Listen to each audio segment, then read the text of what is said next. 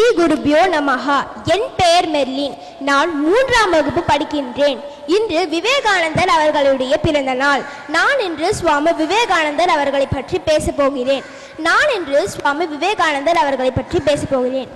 சுவாமி விவேகானந்தர் அவர்கள் கல்கத்தாவில் ஜனவரி 12, 1863 விஸ்வநாத் தத்தா புவனேஸ்வரி தேவிக்கு மகனாக பிறந்தார். இவரது இயற்பெயர் நரேந்திரநாத் தத்தா. இளமை பருவத்திலிருந்தே ஆன்மீகத்தின் மீது மிகுந்த பற்று கொண்டிருந்தவர் சுவாமி விவேகானந்தர் அவர்கள்.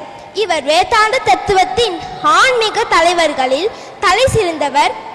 ராமகிருஷ்ண பரமஹம்சரின் தலைமை சீடர். ஏழை மக்களின் நலனுக்காகவும் நாட்டிற்காகவும் தனது வாழ்க்கையை அர்ப்பணித்தவர். ஆங்கிலேயர் ஆட்சியில் இருண்டு கிடந்த இந்தியாவிற்கு கலங்கரை விளக்கமாக திகழ்ந்தவர். இவரது பேச்சு உறங்கிக் கொண்டிருந்த இந்தியர்களிடையே தேசிய உணர்வை தூண்டுவதாக இருந்தது.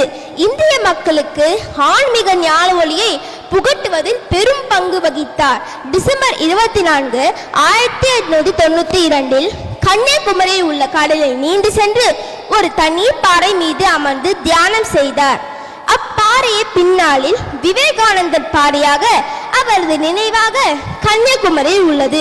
மேலை நாடுகளுக்கு சுற்றுப்பயணம் மேற்கொண்டு இந்தியா திரும்பிய சுவாமி விவேகானந்தர் அவர்கள் கல்கத்தா அருகில் பேலூரில் அவரால் நிறுவப்பட்ட ஸ்ரீ ராமகிருஷ்ண மடத்தில் 1902 ஜூலை 4ஆம் நாள் இம்மண்ணுலகை விட்டு நீங்கி விண்ணுலகம் அடைந்தார். நன்றி. ஸ்ரீ குருபியோ நமஹா.